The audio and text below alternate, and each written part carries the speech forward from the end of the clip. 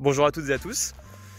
Donc, je m'appelle Alexis, je suis ingénieur régional chez Terrinovia et aujourd'hui je me mue en technicien d'expérimentation puisque nos collègues sont bien occupés, donc on vient donner l'échange. Et Covid-19 ou pas, les parcelles avancent et le travail doit être fait. Donc cet après-midi, 2 opérations. On va noter un essai variété colza, donc ça consiste à repérer la floraison.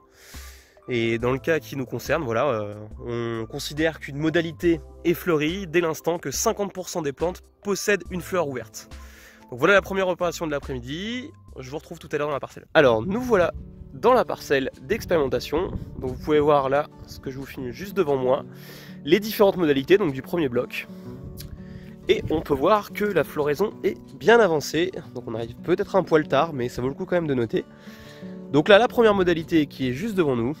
Voilà, donc on peut constater facilement que on a plus de 50% des plantes qui ont au moins une fleur ouverte. Donc la modalité est considérée comme avoir atteint le stade F1, donc floraison. Donc on peut le répertorier sur notre petit bloc-notes et on va passer tous les blocs de la parcelle en revue.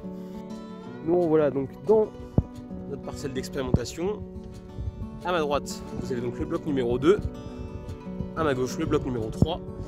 Et donc, au sein de ces blocs, à chaque fois, on peut observer une petite étiquette comme ça qui indique le numéro de modalité et le nom de la variété. Ce qui nous permet de nous repérer et de noter facilement. Juste un petit zoom, très facile pour regarder un peu ce qu'on peut trouver dans une parcelle de colza à cette époque.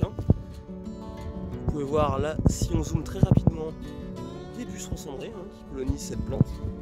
Et puis à cette époque là, quand les fleurs sont jaunes ou les boutons apparaissent, on peut voir dans les pétales, dans les fleurs, des petits insectes noirs, donc ce sont les méligettes qu'on peut observer.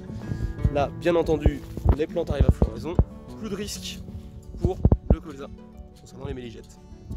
Donc on va reprendre tranquillement notre notation. Donc c'est assez simple, comme je vous le disais tout à l'heure. On se met en face des deux blocs.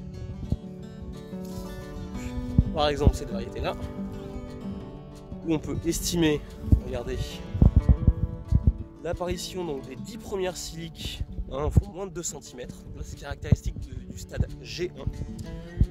Et sur la variété juste en face, on constate qu'on n'est pas aussi avancé. Bien au contraire, on voit quelques plantes fleuries, certaines ne le sont pas. On va considérer qu'on est sur un stade F1 un peu avancé. L'écart qu'on peut retrouver entre deux modalités, entre deux variétés, c'est pour ça qu'à Terrinovia on expérimente toujours de nouvelles variétés pour pouvoir les caractériser au mieux et conseiller au mieux les agriculteurs.